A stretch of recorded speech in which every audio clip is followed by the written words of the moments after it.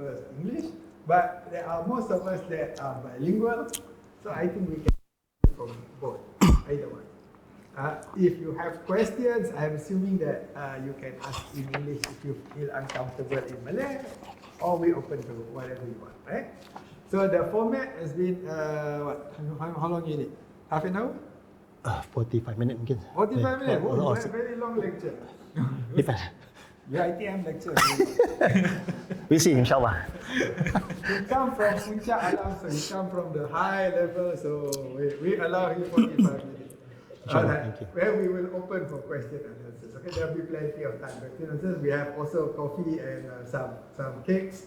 Feel free to take it during the lecture or after the lecture. It's up to you. We have about 10 to 15 people online itself. Alright. The only thing I want to discuss maybe after this is that we were planning to have a fundamental philosophy class or an introduction to a philosophy class alternate. So this will be one bi-weekly. This will be monthly. The introduction to philosophy will be 2 weeks. So this one, 2 weeks after, something like that. Sorry. That's what we are trying to get. Let's see how many people are even interested to come. So if there is an interest, there will be a class. But if there is no interest, then maybe we begin later on. But as we begin, it will begin after Hari Raya. Right? So we plan maybe in April to start the class and the lecture.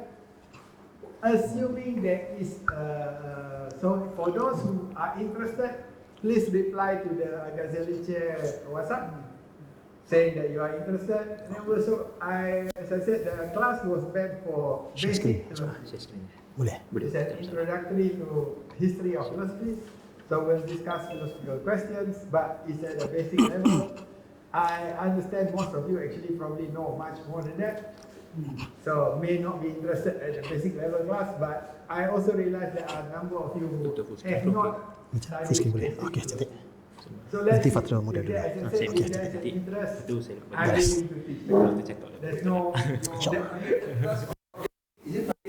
it's Friday same time. I think it's the best time when people already finish work. Friday is usually not that active. So same time, same place, we'll probably have an hour and a half, something like this. The style will also be very participatory, interactive. Right?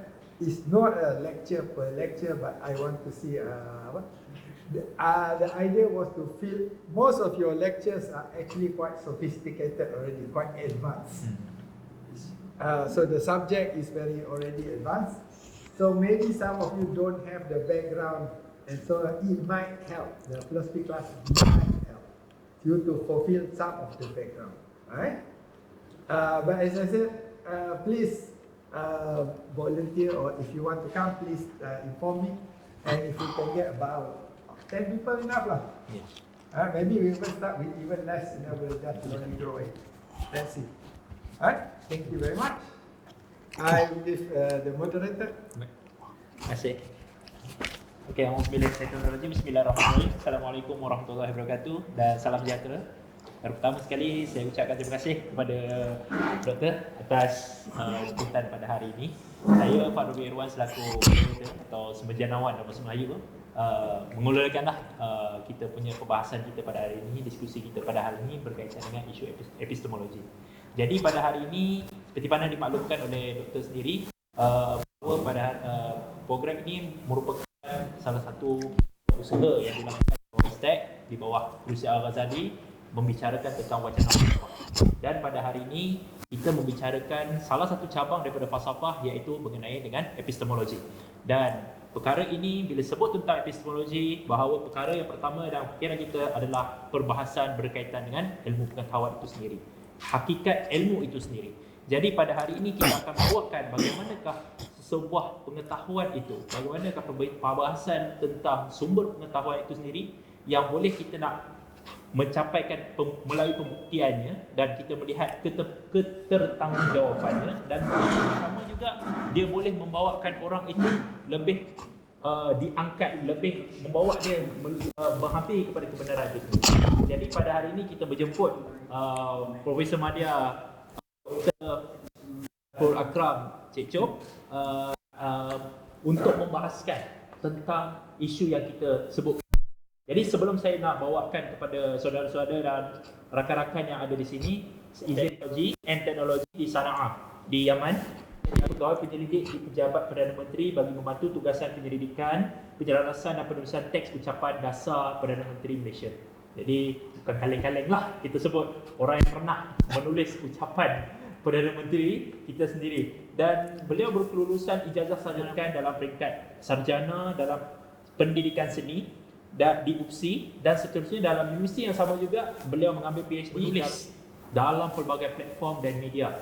Dan antara buku beliau juga menerbitkan sebuah buku di bawah ITBM pada tahun jurnal bertajuk Kupas Seni berkaitan dengan motif orang Bugis yang berjudul Symbolism of the Sabah Bugis Motif, Sign and Meaning, Weapon and Textile. Jadi membahaskan perkara itu bagi saya menarik sebab kita tahu seni satu ketika dahulu dia bukanlah semata-mata hanya estetika, tapi dia juga menyampaikan makna falsafah di sebalik. Jadi makna falsafah dan kebudayaan. Jadi tanpa melengahkan masa lagi, saya menjemput Profesor Madya untuk menerangkan kita pada hari ini. InsyaAllah. Okay, terima kasih Saudara Fadrul sebagai moderator pada sesi petang ini, insyaAllah. A'udzubillahiminasyaitanir minasyaitanirrajim. Bismillahirrahmanirrahim. Alhamdulillahirabbil alamin wa bihi nasta'in. Allahumma aftah alaina hikmataka wa anshur alaina min khada'in rahmatika ya arhamar rahimin. Allah rabbana zidna ilman. Allah rabbi habli hukma wal hikni bis salihin. Pertamanya saya ucapkan terima kasih kepada pihak ISTEC kerana sudi menjemput saya bagi meneruskan siri syarahan yang menyangkut persoalan falsafah, juga kepada Profesor Emeritus Dr. Osman Bakar dan juga sahabat saya PM Dr. Isham yang sudi memberi kita beralih ataupun kita beranjak sedikit tentang persejarahan. Ini panjang kalau saya senarkan, tapi I'm try to make it, saya cuba ringkaskan beberapa filsuf yang menggelorakan dunia kefalsafahan dengan pemikiran-pemikiran mereka. Baik di awal prasokratik sehinggalah menjengah kegempuran alaf yang moden itu. Kefahaman-fahaman bagaimana rekayasa kecerdasan buatan cuba merasuk fikir-fikir manusia. Di mana mungkin di sini seperti yang saya sebutkan di awal tentang rekayasa kecerdasan buatan ataupun artificial intelligence yang banyak merasuki ragam hidup ataupun menjadi nilai kita hari ini, hubungan antara pengetahuan ilmiah dengan pemahaman tradisional. Namun keupayaan kita ataupun kesungguhan kita untuk meneroka apa sahaja punca kebenaran itu tetap menjadi tunjangan utama terhadap pertumbuhan intelektual, katalis kepada pembentukan pandangan dunia manusia.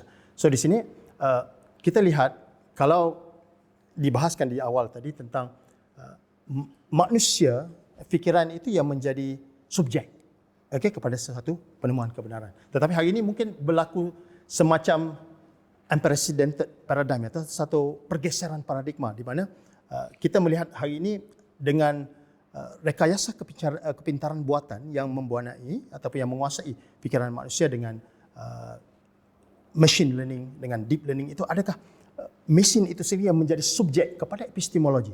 Karena kebergantungan kita kepada mesin itu hari ini begitu meleluasa. Kan? Kalau dilihat berlaku peralihan daripada fikrah manusia secara manusiawi itu, kemudian beralih kepada kepintaran-kepintaran buatan, mekanistik, mesin yang dikatakan sebagai machine learning ataupun kecerdasan buatan ataupun digital intelligence, kecerdasan digital, dan satu lagi yang mungkin tidak begitu baru juga tahun 2014 ada ditulis oleh seorang filsuf kontemporer daripada Sweden, Profesor Nick Bostrom, yang mengatakan ada anjakan daripada kecerdasan buatan menuju kepada adi kecerdasan yang diistilahkan sebagai super intelligent, yang mana dia lebih rapid kerana mengatasi keupayaan fikrah manusia yang beliau clusterkan sebagai speech super intelligence, collective super intelligence dan juga quality super intelligence yang mengatasi fikrah manusia yang lebih cepat. Yang hari ini secara sama ada kita nak mengakui atau tidak, kebergantungan kita banyak kita menyulut kepada kepincangan-kepincangan ataupun aplikasi-aplikasi kepintaran buatan itu, ChatGPT yang segala macam.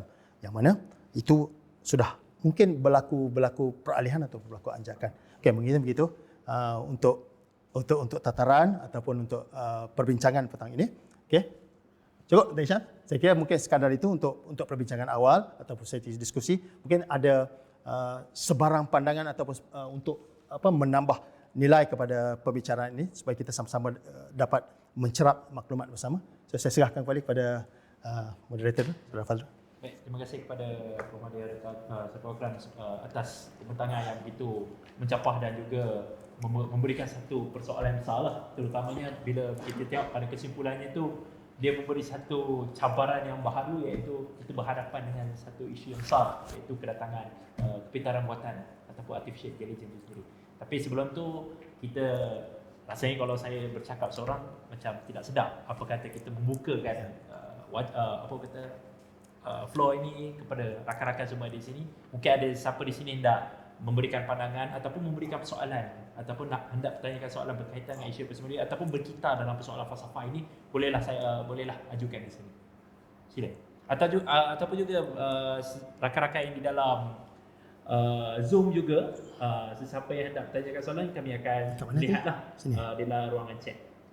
Tulis saja soalan dalam chat, nanti kita akan jawab. Ada? Kalau itu izinkan saya melontarkan sesuatu pertanyaan Pak. Ya, ya. Boleh. Sila. Tadi dengan kepintaran buatan artificial intelligence kan.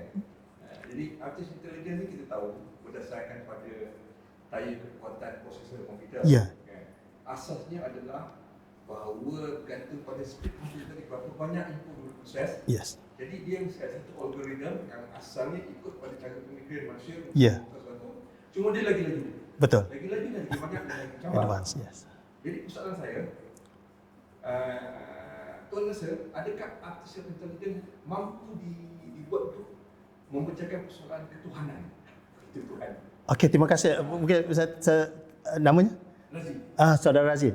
Saya ada terfikir persoalan itu kerana apa yang agak dalam pembacaan ataupun saya membaca sedikit, kerana ada yang sudah menguji kepintaran buatan ChatGPT itu sendirilah sebagai contoh yang agak dominan hari ini, yang cuba memberi tafsiran atau cuba menciptakan ayat Al-Quran itu sendiri. To that extent, itu yang kadang-kadang menjadi satu kerisauan juga kan dari sudut spiritual sebagai orang yang percaya. Adakah di situ memberi satu penafian atau satu penolakan tentang kewujudan yang esa? Kita hari ini kita terpegang kepada tuntutan keimanan, the faith, belief itu yang menjadi paksi pegangan kita itu. Seperti yang Saudara Razif persoalkan, adakah GPT sampai ke tahap itu?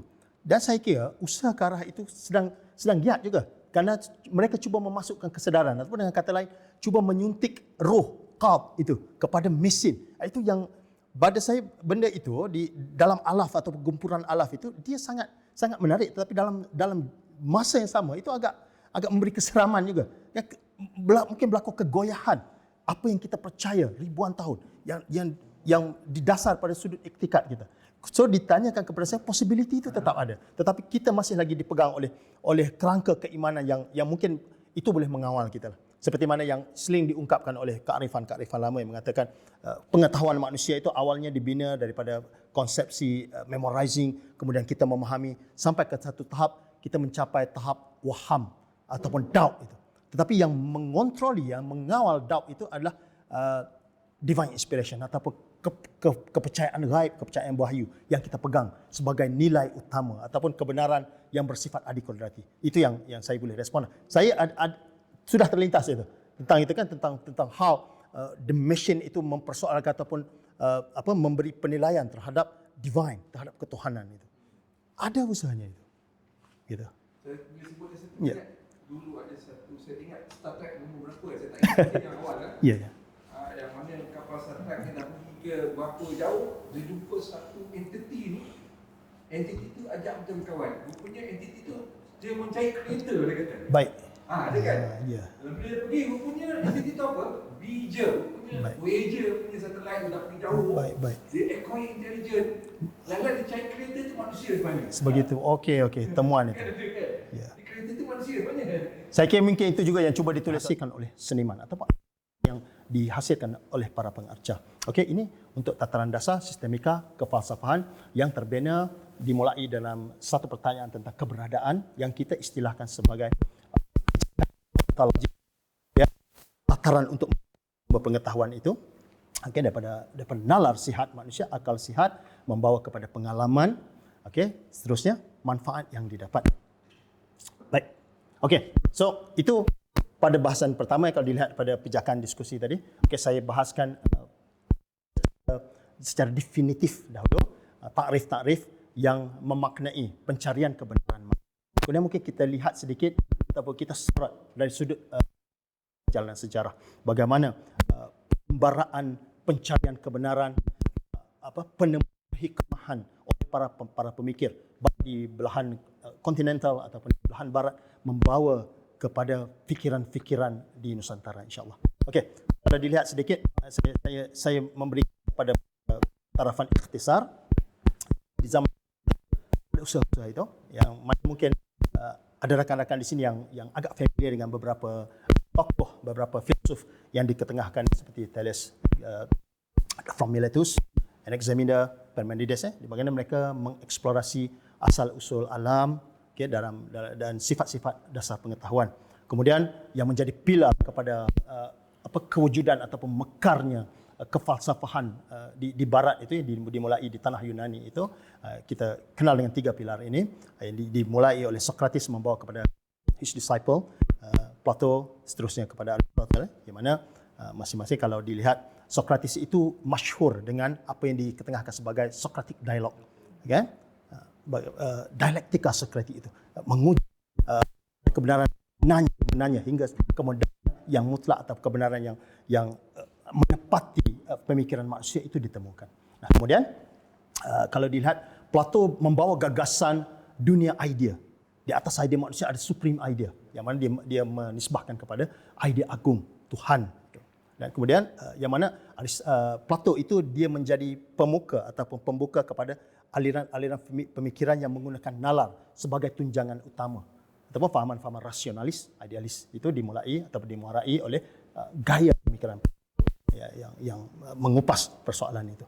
Okey, nah kemudian anak murid beliau Aristotle itu mengembangkan persoalan-persoalan silogisme, persoalan-persoalan logik, mantik itu yang biasa kita kenal dengan satu teori hylomorphism, okay, tentang materi, tentang substansi, itu tentang bentuk. So dia menjadi satu penunjang ataupun penara aras kepada pemikiran-pemikiran yang bersifat cerapan indrawi ataupun pengisytiharannya itu kita namakan sebagai gagasan empirisisme ataupun materialis sebelumnya, ataupun lebih moden itu pergi kepada positivis atau logical positivis. Itu beberapa istilah dalam kefalsafahan. Okey. Saya express sedikit ya untuk dia kalau harap boleh ikuti. Baik. Kemudian di zaman pertengahan, okay, the Middle Age, okay, ada nama filsuf skolastik yang agak gemilang itu dipelopori oleh Saint Augustine of Hippo dengan karya City of God, The Confession. Kemudian kita kenal dengan Saint Thomas Aquinas yang cuba menyepadukan ataupun mendamaikan kefalsafahan Yunani dengan teologi Kristian yang mana dikenali dengan faham-fahaman skolastik. Okay, dia cuba memberi sinkretisme ataupun mendamaikan, memadukan di antara falsafah Yunani dengan teologi Kristian. Juga di belahan dunia Islam ada yang disandarkan kepada kekuatan ilahi, divine inspirations ataupun mungkin wahyu.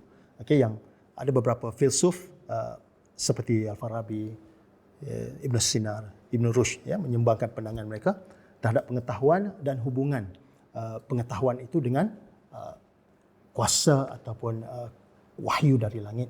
Itu ya, coba digambarkan. Ini di dasar pecahan dari sudut di zaman pertengahan itu. Okey, kalau saya lanjuti. Okey, di sini yang menjadi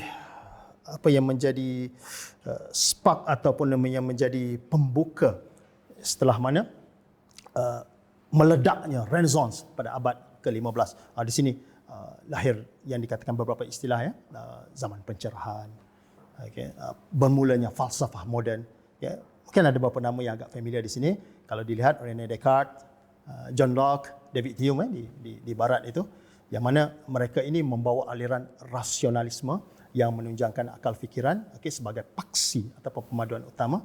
Okey, kalau René Descartes itu dalam Discourse on Method, dia mengumandangkan satu diktum yang menggelorakan dunia falsafah abad ke-16 dengan satu istilah cogito ergo sum, aku berfikir makanya aku ada. Dia cuba memisahkan dualisme yang mana dalam konteks Islam kita berseberangan dengan fahaman itu. Okay, tubuh soul and body itu tidak berlaku proses dualisme, dia ada penyaduan. Itu dibahas panjang lebar oleh sarjana kita, Profesor Sabar, satu soalan itu saya akan tanya personally lah kepada Saiful.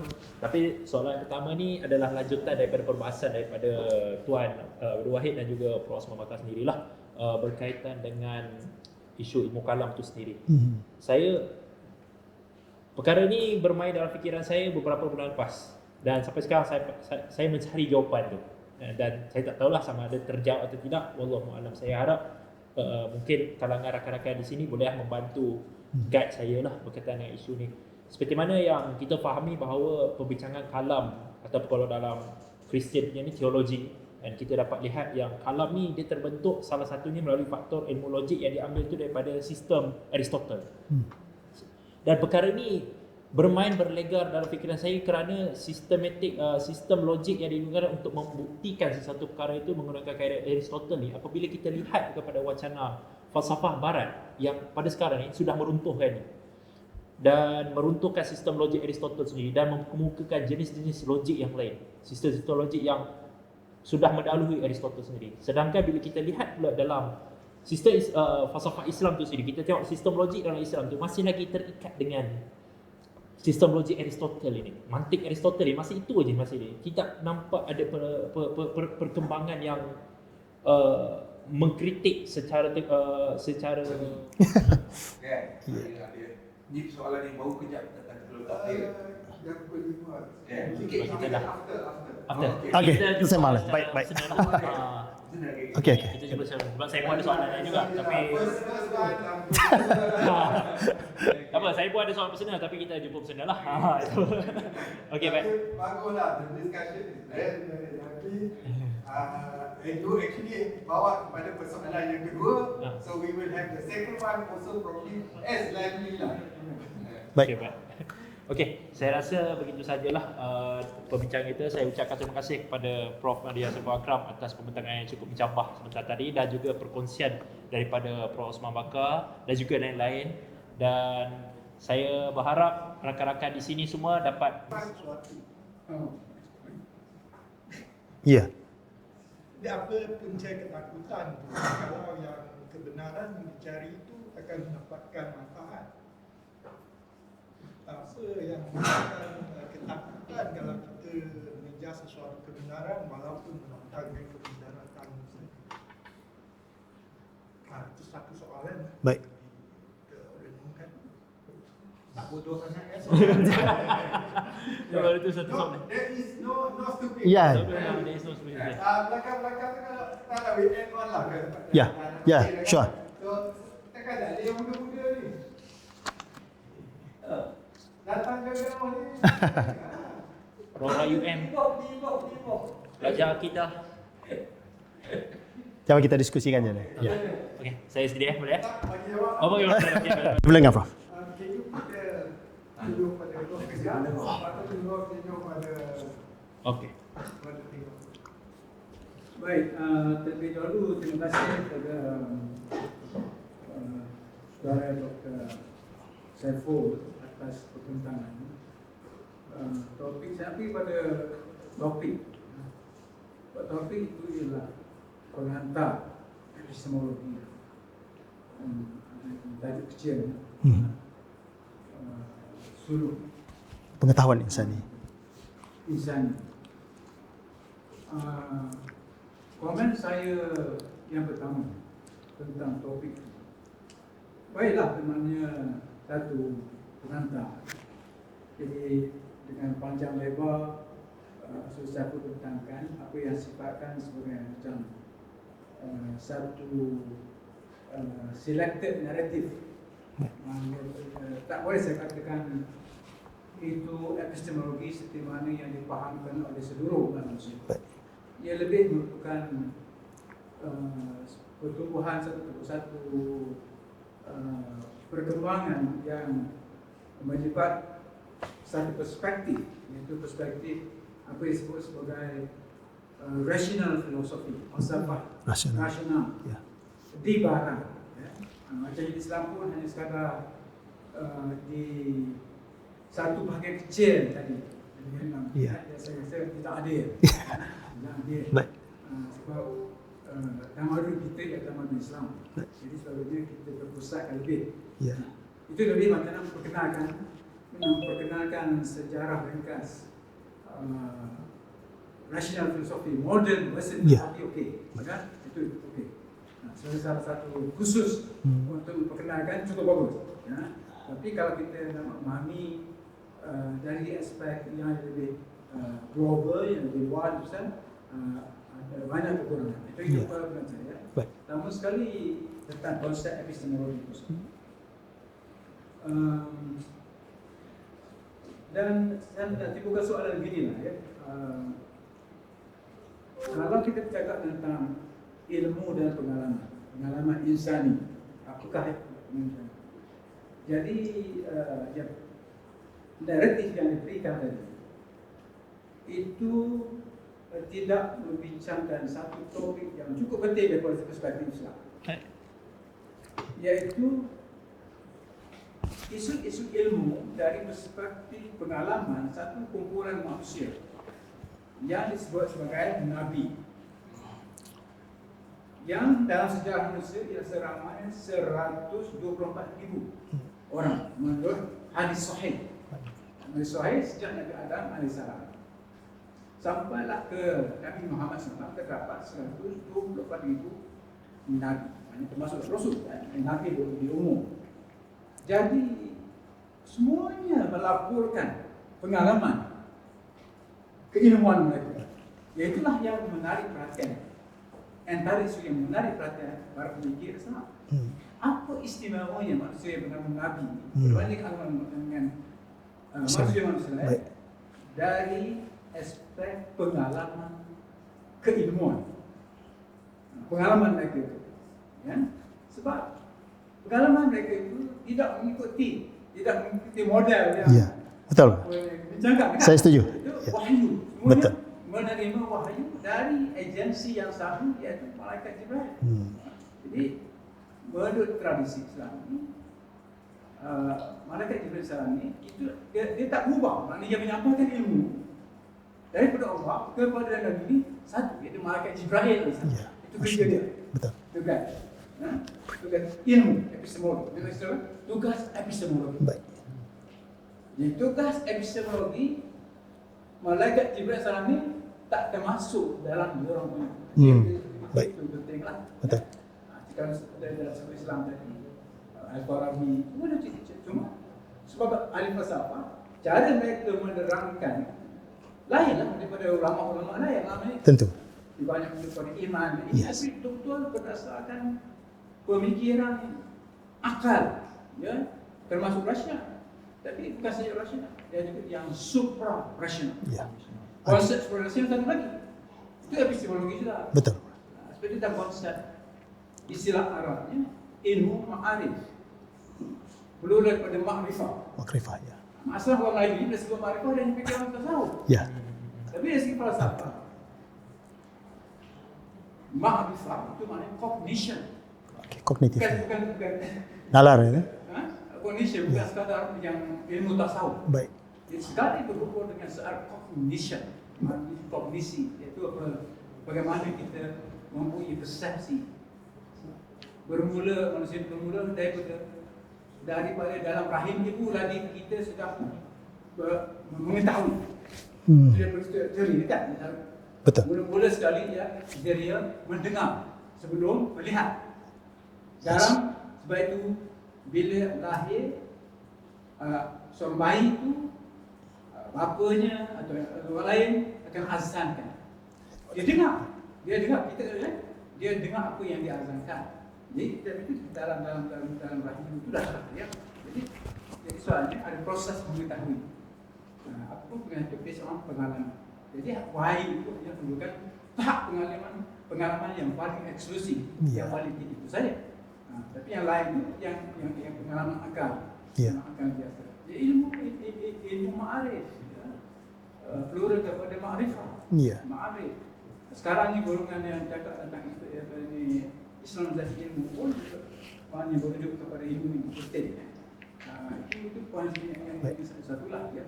Yang kedua ya sudah di talk, ya, jadi mungkin ada saya mengajaknya baik fikirkan juga dan menyampaikan apa yang disampaikan.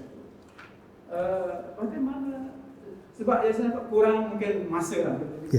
Di doktor fikir masa ya. Kurang apa ni kritikal, kurang kritikal. Tak berapa kritikal kepada ahli-ahli falsafah barat tu misalnya. Ibn Islam tadi pun letak mula-mula zaman pertengahan, jadi Saint Augustine. Kemudian satu Islam. Ya. Tapi bagi orang yang tak faham, tak tahu sejarah, yang mana dulu ni? Pertengahan dulu, ya. Saint Augustine dulu ke dalam rangkaian sejarah ni tadi? Ya. Saint Augustine, ya. Baik. Tapi Saint Augustine muncul beberapa kurun selepas Al-Farabi misalnya. Dia terpengaruh dengan Al-Farabi. Saint Augustine. Jadi banyak ahli fikir yang beragama Kristian di bidang teori ilmu, kebanyakan dipengaruhi oleh Islam. Faham, baik. Islam tu banyak mazhab juga. Al-Farabi tak lain, tak sama dengan Ibn Rushd. Kalau kita yang di barat yang paling banyak pergi kepada rasional filosofi, mereka kata bermula dengan penyokong kepada Ibn Rushd. Ibn Rushd, ya. Ahli-ahli falsafah rasional di barat melubuhkan kelab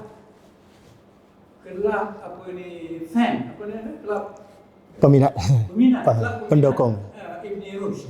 Di beberapa kota seperti di Paris, Salon. Banyak tak betul juga ada silap apa ni Ibn Rushd. Tapi betul maknanya di situ dia punya ada berminat kepada rasional filosofi. Itu saja. Saya harap maknanya nanti Prof dapat apa tu lihat daripada pemikiran-pemikiran tokoh-tokoh barat ini daripada perspektif Islam. Ya. Itu mungkin nanti akan berbicara. Ya, insya-Allah. Sebab kita beranggapan tradisi Islam mempunyai apa itu wacana epistemologi yang cukup kaya. Yang ada banyak yang sama juga, tapi banyak juga yang berbeza. Berseberangan. Jadi macam Descartes itu memang dia dipengaruhi oleh Al-Ghazali. Ya. Tetapi hanya satu aspek yang Okey. jadi kita tak terima lah macam tak nak menyokong ada punya Fahaman. motor itu kalau kita dualisme.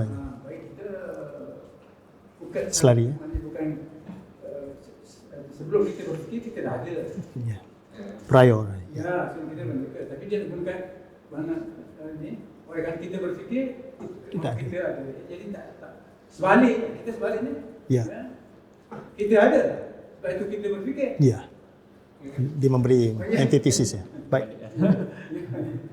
Okey, ini sebagai permulaan. Ya. Alhamdulillah, terima kasih banyak Prof atas very insightful comment. Ya, saya sendiri mengakui sedikit kelonggaran saya dari sudut meneroka pemikiran Islami itu kerana apa, banyak kecenderungan atau bacaan-bacaan utama saya, walaupun saya tidak mensampingkan Islam itu sebagai faktor atau memberi indikator keimanan yang paling utama, tetapi mungkin pengetahuan saya yang agak terbatas itu, dan saya dapatkan banyak pencerahan daripada Prof sendiri yang mana aspek manusia terpilih oleh Tuhan itu sendiri yang menjadi apa tunjangan utama. Terima kasih banyak Prof atas atau pandangan itu. InsyaAllah saya cuba memperbaiki, cuba memberi penjelasan yang lebih jelas. Kita sekarang asal besar kita sebab di zaman sekarang namanya semasa contemporary. Jadi kalau ibarat itu sudah merupakan saya tak kata itu saja, tapi itu aliran utama, aliran perdana. Ya, mainstream. Jadi maknanya Tuhan perbincangan tentang peranan Tuhan dalam epistemologi itu dikeluarkan. Ya. Kita tak boleh ya sebab sumber ilmu yang Ya. ilmu Allah. Tentu. So nanti macam mana kita nak explain kan Allah sebagai yang maha mengetahui sebagai sumber segala ilmu dengan isu-isu keilmuan yang kita Baik. bagi peranan bagi saya peranan ilmuwan Islam ialah untuk membetulkan Teruskan ya. keadaan itu. Terus kepada Ya. yang pencipta. Baik. Terima kasih Prof. Alhamdulillah. Mungkin ada lagi perkongsian dan juga soalan. Ya, silakan. Okay. Bismillahirrahmanirrahim. Assalamualaikum warahmatullahi wabarakatuh. Waalaikumsalam. Saya Abdul Wahid dari Universitas Islam Negeri Mataram, Hmm. Lombok, Baik. Indonesia. Saya bersyukur sekali dapat menikmati forum di sebuah institusi yang untuk di telinga kami di Indonesia atau Lombok itu sebuah institusi besar Islam. Dan ini untuk pertama kali saya menjadikan parti di sini. Pencerahan dari Dr. Saiful Akram itu luar biasa bagi saya untuk menambah wawasan saya mengenai tradisi-tradisi filsafat yang tadinya berakar dari Yunani kemudian turun terus menerus di dalam tradisi Barat, kemudian nanti bercabang kepada tradisi-tradisi Islam. Nah, kalau boleh saya simpulkan tadi bahwa akarnya adalah dari filsafat Yunani. Kemudian nanti diolah dan juga pada masa pertengahan.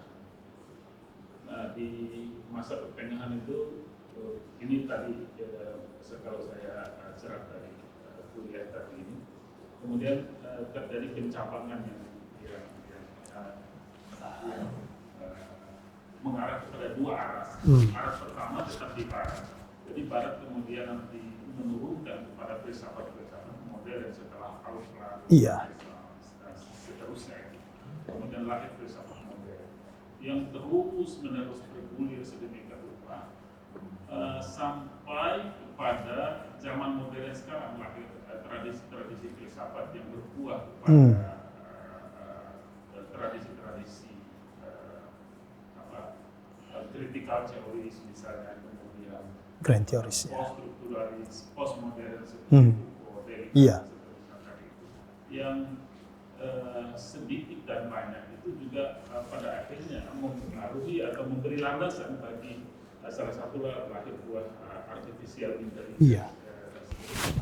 Nah, sementara tadi pencabangan kepada Islam, saya sepakat sekali dengan ayahanda Profesor Usman Bakar itu bahwa ketika sampai kepada Al-Farabi, Ibnu Sina dan seterusnya itu, lalu tradisi filsafat ini kemudian ada pencabangan dua lagi, satu kepada ilmu kalam, Teologi satu saya. lagi kepada tradisi-tradisi batiniyah atau Baik. linguistik. Nah, yang kepada yang lari atau yang menurun kepada tradisi-tradisi ilmu kalam atau Islamic teologi ini, saya masih belum jelas benar sampai di mana endingnya. Tetapi mungkin sampai sekarang di dunia Islam itu tradisi ini, tradisi kalam ini,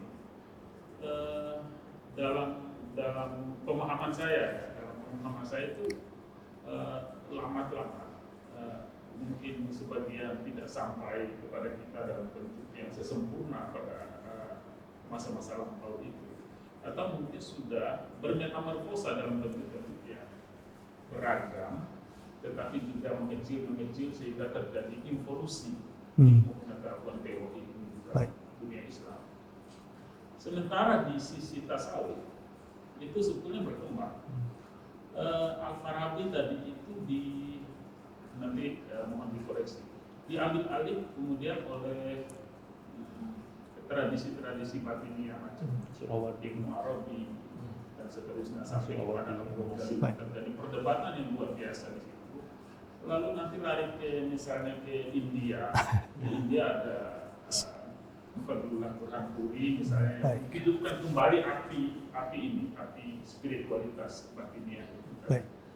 Kemudian hari ke Nusantara, tadi sebetulnya tradisi keilmuan di Nusantara itu tidak serta-merta sampai begitu saja di zaman modern, di zaman Soekarno, Hatta, Hamka, dan seterusnya sampai kepada Hussein Alatas, Nabi Alatas, dan seterusnya, Ismail Razi Al-Faruqi dan seterusnya.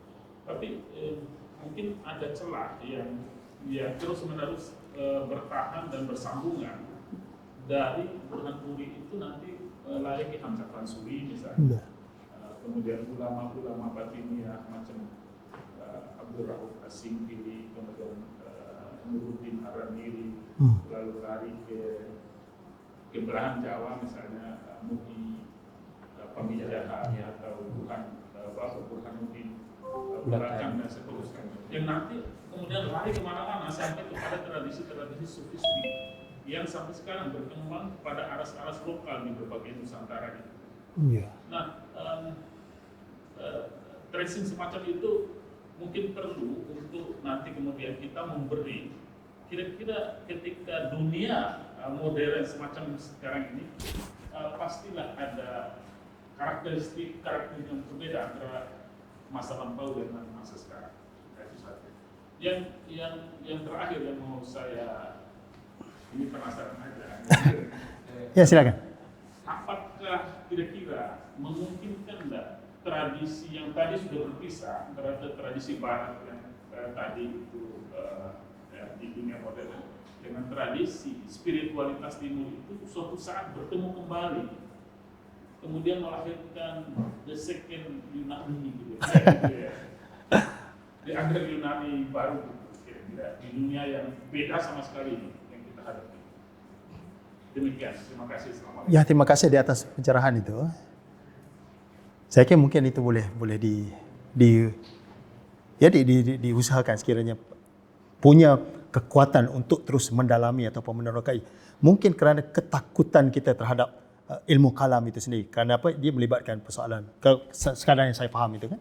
Mungkin kerana dirisaukan berlaku pelanggaran kepada persoalan akidah yang melibatkan penerokaan ataupun penerobosan terhadap persoalan-persoalan ilmu kalam teologi itu menjadi satu hal yang angker, yang menakutkan untuk orang terus terjun mendalami sedalam-dalamnya. Itu mungkin mengakibatkan itu. Tapi sekiranya seperti yang syorkan, ada satu pemaduan atau sinkretisme pertemuan di antara ataupun memungkinkan lahirnya Yunani kedua, itu satu utopia yang sangat idealistik sekiranya dimungkinkan begitu kan, pertembungan. Tetapi di mana juga penerimaan kita gitu. Saya tertarik dengan itu. Saya Abdul Wahid. Ya. Oh saya. Nanti selepas itu saya akan Baik. Ya. Kalau kita bayangkan ilmu kalam atau teologi itu tidak mati, mungkin mati. Teologi Islam itu. Atau terlalu banyak metamorfosisnya kepada bidang-bidang yang lain yang kemudian nanti tidak sampai ke bawah, mati lah. Nah, di Indonesia ada anjuran atau tuntutan untuk mengembalikan falsafah itu. Tetapi falsafah yang dimaksud itu adalah perpaduan semata-mata antara kalam dengan tasawuf. Oh, pemaduan itu. Mungkin kalau itu bisa hidup, maka spiritualitas Islam itu mungkin akan sedemikian rupa sebagai tools untuk menjawab tantangan-tantangan kemanusiaan sekarang ini, religiusitas dan seterusnya itu. Dan mungkin meskipun secara ontologis, secara substansi sama, tapi mungkin kita punya konsepsi yang mungkin untuk ditawarkan kepada dunia. Kalau Barat menawarkan artificial intelligence misalnya di dalam mengarungi kehidupan modern, mungkin kita di dunia Islam bisa menawarkan semacam apalah namanya, mungkin spiritual intelligence atau apa begitu. Ada kemungkinan. Nah, tetapi kita harus ini ya. Saya kira Istat ini adalah tempatnya itu. Mungkin boleh diperkasai itu. Kalau saya sintesis ini boleh aturkan oleh siapa? Di dalam kajian-kajian diskusi agama di Indonesia misalnya, Siapa yang propose? Profesor Amin Abdullah misalnya di UIN Yogyakarta, kemudian Kamarudin Hidayat misalnya. Dan mereka ini kan punya pengikut-pengikut atau tadi kalau menggunakan istilah Profesor Usman grup Aminian atau Muslim dan peminatnya ya. iya peminatnya itu Ghazalian, Baru dan seterusnya itu. Saya fikir tadi bila kau sebut tentang 124,000 Nabi ya, tentang living knowledge itu, di situ ada jawapannya. Sebab apa? Kalau kita melihat ilmu ni Yunani, kemudian masuk Islam, sedangkan ilmu Yunani itu pun asal dari. Ya, ya. Dan kita harus balik pada Al-Quran sebut setiap umat diberikan Nabi. Jadi kalau kita balik, kita bukan nak balik Yunani itu dapat dari mana? Kalau ikut daripada kaedah ilmu Islam tu, mereka pun dapat daripada Nabi-Nabi terdahulu. Iya. Prophet. Saya ingat Prof Usman sendiri pernah sebut dalam syarahan Prof Usman tentang Pusuruh ya. Hermes Trimester. Okey. Hermes Trismegistus. Okey, Hermes ya. Pythagoras punya. Yes. Ilmuwan Yunani, Pre-Socratic, Pythagoras dan sebagainya Ada Rasul ya. dapat daripada Divine inspiration. Babylonia dan Egypt yang mana balik ke belakang ada otak itu. Oh. Hermes Trismegistus Okey. yang mana bila dikaji itu adalah Nabi Idris. Terawal Yang itu. pertama bawa ilmu tulisan, ilmu bintang dan sebagainya. Guru pertama itu ya. ada dalam tradisi barat, cuma dia panggil nama lain. Okey. Jadi connected Enoch, okey. benda-benda tu ada, yes, Enoch. Enoch. Kalau dibuka balik, ini semua asalnya benda-benda itu dulu. Dia akan Ya. yeah. Yeah. Macam cara-cara So berpaksinya pada Rasul punya yes, maksudnya kognitif semua ya. ilmu asalnya itu Rasul. Dia respon. Ya. Kemudian Saya dalam merespon pada poin sana seterusnya poin yang ditimbulkan oleh saudara Wahid. Ya. Itu mana satu isu yang baik untuk dibincangkan lebih lanjut. Jadi kalau kita lihat apa yang berlaku dan sejarah sendiri, proses apa selepas kesan daripada kritikan Al-Ghazali terhadap tahafut falsafah, itu membuka satu perkembangan baru yang lebih subur dari segi pemikiran. Jadi tuduhan mereka yang kritik Ghazali kononnya bila Ghazali mengkritik falsafah, maka pemikiran Islam itu merosot. Bukan merosot, dia membuka satu ruang baru yang lain. Jadi menyebabkan beberapa aliran pemikiran falsafah yang betul lah, semua aliran ini menunjukkan falsafah itu semakin mempunyai ciri kerohanian. Maknanya falsafah spiritual atau spiritual filosofi. Jadi malah kalam itu sendiri berubah. Kalam selepas Al-Ghazali ini bukan lagi kalam sebelum. Ya, jadi maknanya kalam itu ada juga mengambil unsur-unsur dari golongan falsafah yang dikritik. Tetapi mereka memilih, tidak semua diambil, banyak tak dikritik. Jadi apa itu, sebab itu kita lihat karangan ilmu kalam yang kemudian jadi itu sebenarnya bukan lagi seperti apa.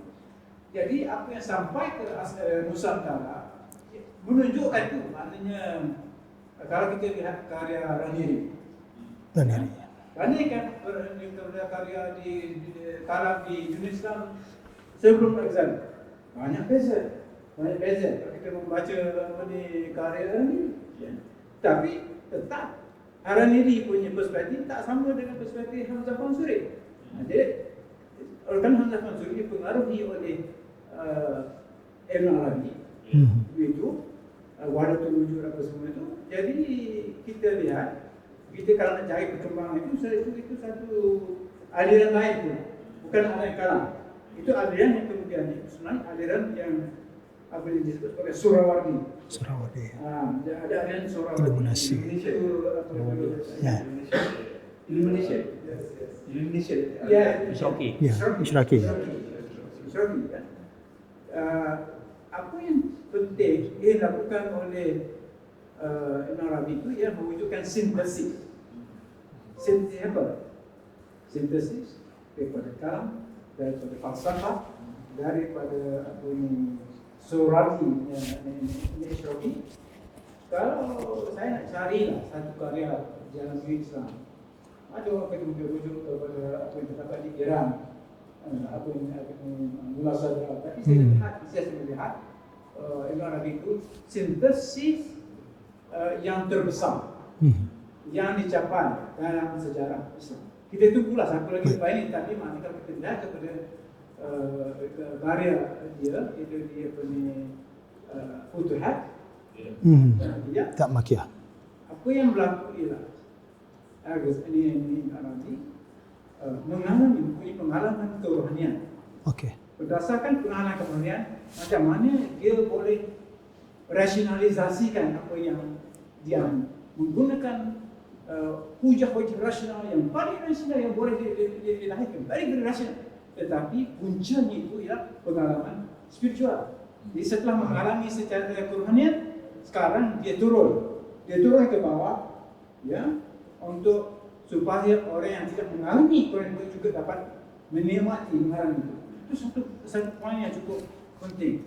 Ya, jadi bukan dia ibarat macam inilah Nabi Muhammad SAW Mi'raj. Dia aja yang tahu apa Ya, yang berlaku. Satu lagi balik ke bumi ini, dia akan ceritakan apa yang Pengalaman dia itu. alami dalam masa